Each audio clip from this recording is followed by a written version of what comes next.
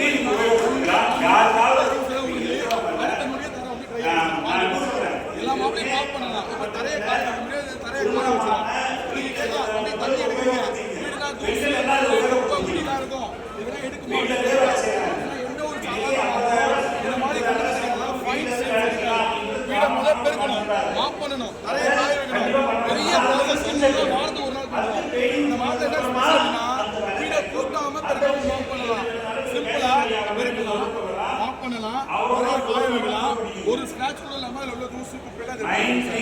இத நீங்க கையில துடைக்கணும், கை வச்சு க்ளீன் பண்ணணும். லைட்டா தண்ணி தொட்டு ஒரே ஒரு விரல்ல இந்த அழுக்கெல்லாம் அழகா க்ளீன் ஆயிடும். மூணாவது, சமைக்கிற இல்லையாமா, சமைக்கும் போது தவறுதலா கிச்சன்ல டீ கொட்டிடுறீங்க, காஃபி கொட்டிடுறீங்க, சாம்பார், ரசம், எண்ணெயே கொட்டிட்டீங்கன்னா 10,000 ரூபாய் கொடுத்து வேக்கம் கிளீனர் மிஷின் வாங்கினா கூட சூடான கரை எடுக்காது. துணியை வச்சு தான் க்ளீன் பண்ணுவோம்.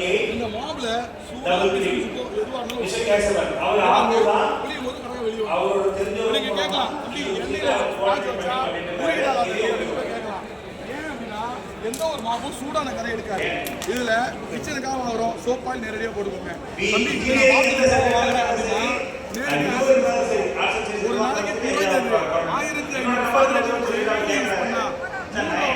ஒன்னாகாது, 3 வேகாது, உருகாது, கருகாது. ஒன்றும் இல்லை, தொட்டு பாருங்க சார், சூடாக இது மாமாட்டா ஊறி இருக்கும். இது வந்து ஒன்றுமே ஆகாது. ஆக்சுவல் காஸ்ட் வந்து 999 ரூபா வரும். இங்கே 300 ரூபா தள்ளுபடி போக 699 ரூபா வரும். 3 வருஷம் அதே மாதிரி தண்ணி கொட்டிடுது, மழை பெஞ்சு மழையில தண்ணி எவ்வளவு ஈரமாக இருந்தாலும் ஒரு நொடியில் எடுத்து துணி போடணும், பேக் போடணும், கோடி பை போடணும்,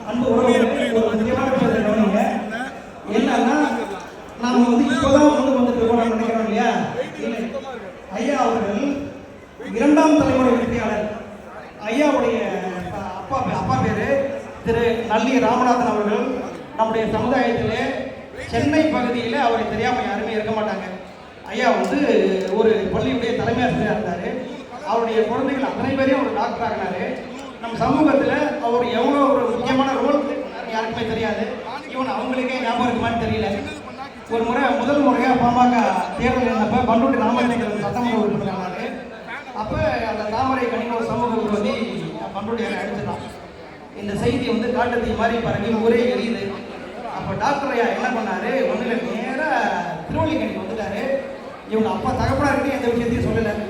ஒரு 10 பசங்களை கூட்டிட்டு ஒரு பாய் எடுத்துட்டு வாங்கினாரு.